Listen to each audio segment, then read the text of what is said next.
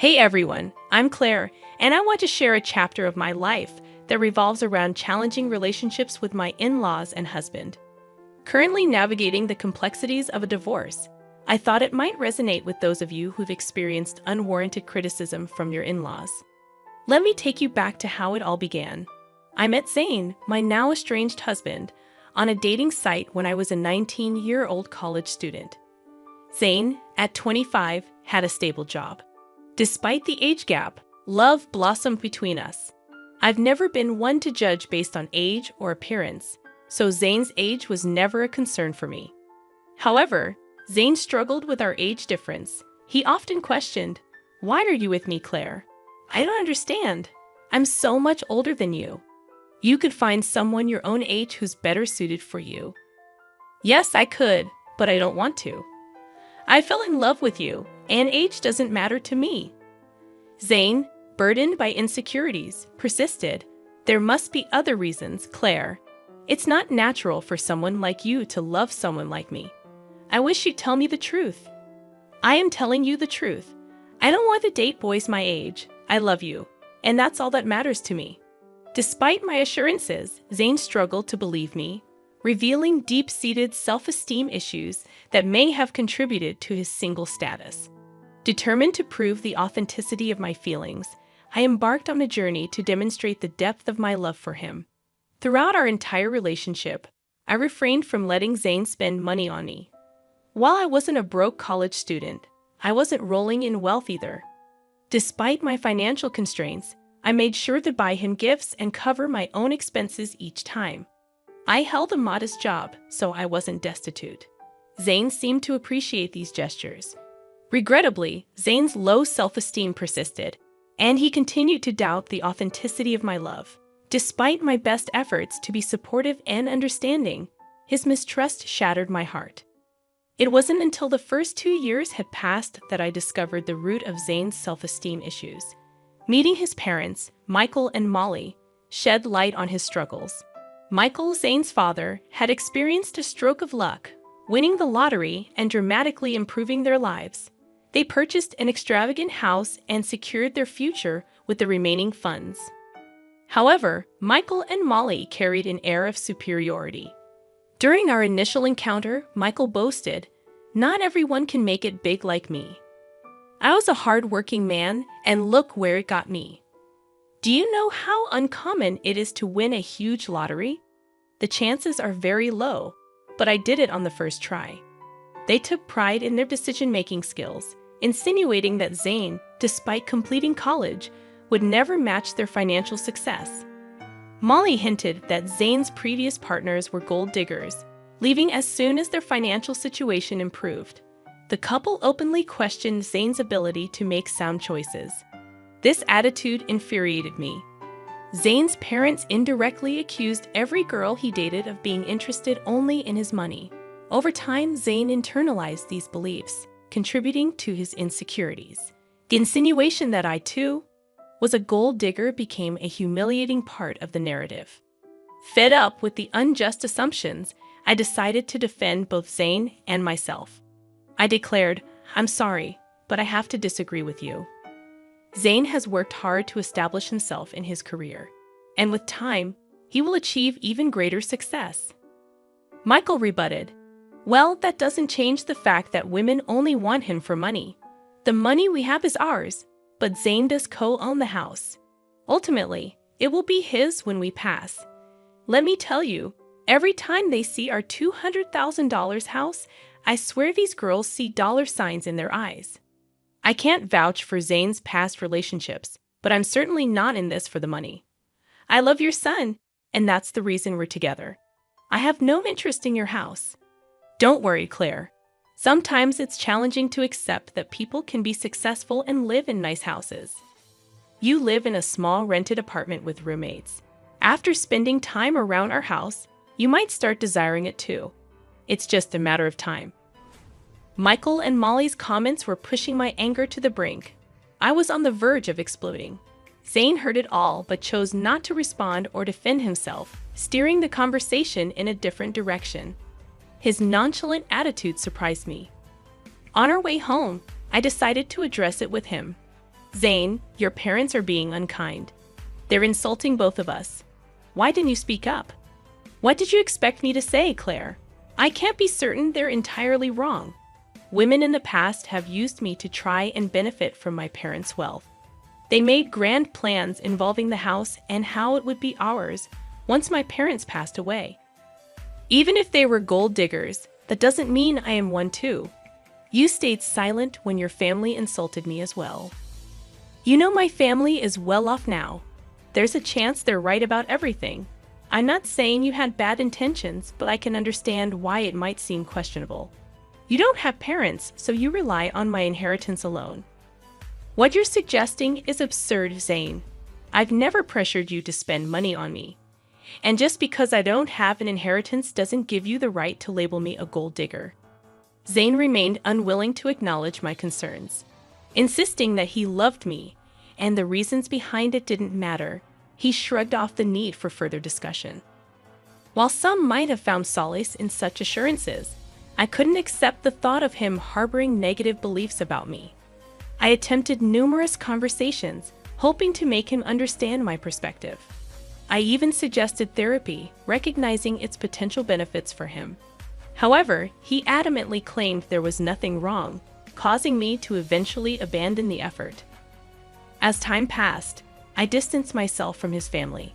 We became engaged shortly after my college graduation, and although my job paid decently, I started saving to contribute to our wedding expenses. We split the costs evenly and got married when I was 22. However, the subsequent 3 years turned into a tumultuous period of my life. Zane frequently visited his parents, returning home in a sour mood each time.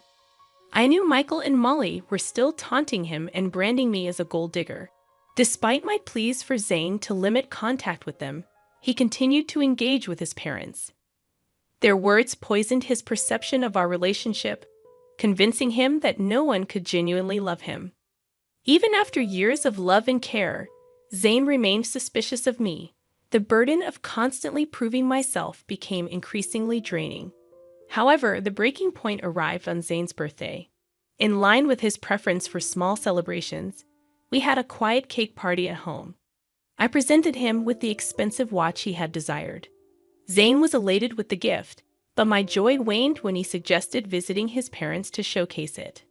Despite my reluctance, I accompanied him at his insistence. Upon reaching their house, Zane eagerly displayed the watch to Molly and Michael. "Mom, Dad, look at this beautiful watch Claire gave me. I've been wanting it for a while now. Isn't it gorgeous?" "Oh, did she know, Zane? It seems she does love you after all. We were quite concerned for a while there." "Don't get carried away, Michael. She's a gold digger. She married our son because we own a $200,000 house. Let's not forget the facts." "Yeah, you're right. I almost forgot that the house is the only reason Claire married Zane." "Excuse me? Why do you think I married your son for your house?" "Well, you were just living in an apartment after working for 4 years. Besides, Zane is so much older than you. Why would you marry him unless you want something from him? I'm sure our house was always an attraction, if not his money. I married your son because I love him. All your theories about my gold-digging intentions are wrong. Zane knows the truth, and he will tell you that, won't you, Zane?" To my complete surprise, Zane remained silent. I was already feeling uncomfortable with my in-laws' belief that I was a gold digger, but Zane's reaction, or lack thereof, shocked me. He kept his head down and avoided eye contact with me. Feeling perplexed, I decided to push him a bit. I couldn't fathom why he wasn't standing up for me. "Why are you not saying anything? Your parents always thought I was a gold digger. How will they know the real me if you don't tell them? Why are you quiet? Tell them they're wrong." I don't know what you want me to say, Claire. I don't know if my parents are off the mark. There might be a possibility that you're after this house." "Are you serious right now, Zane? You believe I married you for your assets?" "He's not wrong to think like that. It's suspicious that you've never considered buying a house. You haven't even discussed it with him. For someone renting a place, owning a house should have been a priority." "Yeah, It should be a priority, but you've chosen not to work toward owning a house. Our place is expensive, and you can't afford something like this even if you tried. So you decided to marry Zane and settle here. That makes more sense to me. I mean, why would you marry me, Claire? You might have feelings for me, but I think there's more to it than just love. I found myself speechless after this exchange. All the love I had for Zane seemed to have been reduced to nothing. At the end of the day, my in-laws and even my husband viewed me as a gold digger. While my in-laws' reaction bothered me, it was Zane's response that devastated me. In that moment, I made a decision. I wanted a divorce. I didn't immediately disclose my decision to them. I waited for the right time. So when Zane and I returned to our place, I contacted a lawyer and initiated the divorce process. The lawyer assured me that the papers would be ready within a week. In the meantime, I opted to stay in a separate room. Zane assumed I was just letting off steam and had no idea of what was coming. When the divorce papers finally arrived at my parents' house, I packed my bags and left. When Zane called me in a panic, I instructed him to come to an address and bring my in-laws along. Despite his confusion, he agreed. Upon their arrival, I was waiting on the porch. They looked taken aback by the house. I said, "You must be wondering why I brought you here. It's a beautiful house, isn't it? No one can compare their house to this. It costs around $2 million in today's market. Pretty expensive, but worth the money. There's also furniture with an added value of millions. What is this place, Claire? I don't know why you have access to such a house. Why don't you guys come in so that we can talk?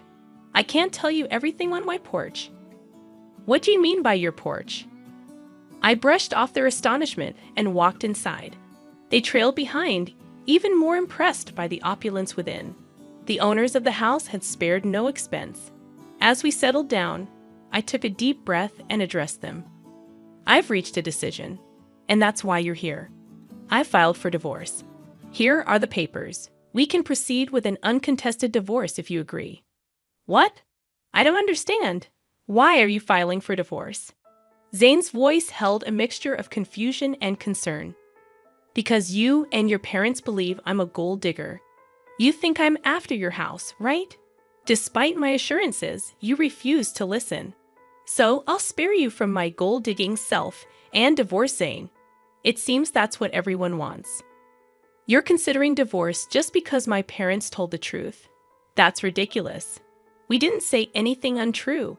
Why the dramatics?" Zane's tone betrayed his disbelief. "I think this is for the best, Zane. If she's adamant, you should sign the papers. At least then you'll find someone who truly loves you." His mother interjected, her expression unreadable. "Why did you bring us to this house? Do you expect me to buy this for you as part of our divorce settlement?" Zane's voice carried a tinge of accusation. "Why would I need you to buy this house, Zane? This house is already mine," I replied calmly. The shock and disbelief etched on their faces hit me like a bomb. They regarded me with disbelief, as if I were joking. Zane and his family seemed utterly unconvinced. "How on earth can you afford a house like this? You're renting, and your job isn't enough to cover this. Stop lying to us," Zane's father demanded, his tone sharp with suspicion. "I'm not lying, Zane. Remember when I mentioned that my parents left me some inheritance? Well, this is the house I was talking about. It's under a trust now, but I'll officially inherit it when I turn 30. I don't work a high-paying job because I have a trust fund waiting for me. That's impossible. Your parents passed away a long time ago. They should have let you have the house earlier." "Well, you see, my parents were aware of the potential leeches I might attract. So they instructed me never to disclose the house or trust fund to anyone. Call it foresight. But they knew someone could exploit me. Hence, they placed everything in a trust to keep it safe until I reached 30. By then, I'd hopefully be settled with someone who genuinely cared about me, not my inheritance." "Oh my God, Claire. You should have told us about your wealth. We had no idea. This is a sizable house you have. We could all live very comfortably here." "Yeah, you should have shared that sooner. We thought you were after our house. We could have avoided all the misunderstandings." I'd always knew Claire was perfect for Zane. I've been saying she's a great woman. Look how wealthy she is. Zane really found a great match. Hearing this, I couldn't help but laugh. Their attitude toward me had shifted so rapidly that it made my head spin. What was even more bizarre was that they soon seemed to forget about the divorce filing. I took out the divorce papers and signed them. As I was saying, here's my signature for an uncontested divorce. You can just sign these to make it easy if you want to fight. We can take this to court. I won't live with you anymore. Claire, listen to me. There's no need to rush this. You've already proven you're not a gold digger. There's no reason to get a divorce anymore. We'll even apologize for any misunderstanding. That should make things better, right? Yes, Michael is right. We are sorry, Claire. We doubted you for no reason. I don't want your insincere apologies, Zane. For 2 years, you allowed your family to berate me and label me a gold digger. I expected you to at least defend me. But no, you sided with them and accused me of being a gold digger as well. I won't stay with someone who doesn't respect his wife. I'm done with you. We can part ways amicably or involve the courts. The choice is yours. Zane, Molly, and Michael tried their best to change my decision, pleading with me to let go of the past. In their minds, what happened was just a simple misunderstanding. Not once did they show remorse for tarnishing my name. Their audacity fueled my anger. When I reached my breaking point, I demanded they leave before I called the police. My anger intimidated them, and they left.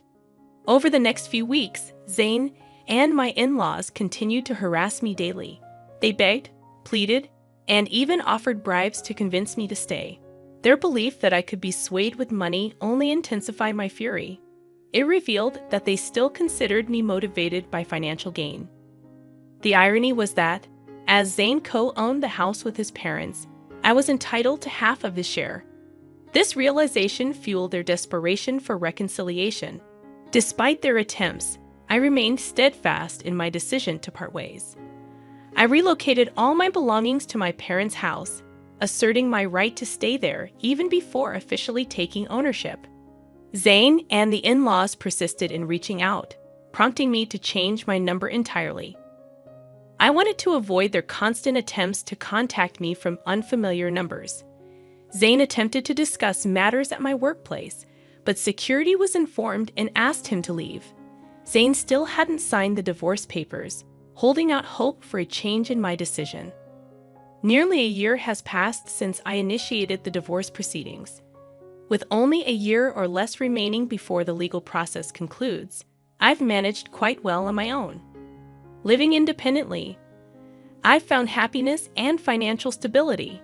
While I've gone on dates, I'm not considering anything serious at the moment. According to a cousin of Zane's, they are apprehensive about paying me my entitled share of the house. Legal fees are piling up, and their savings are insufficient.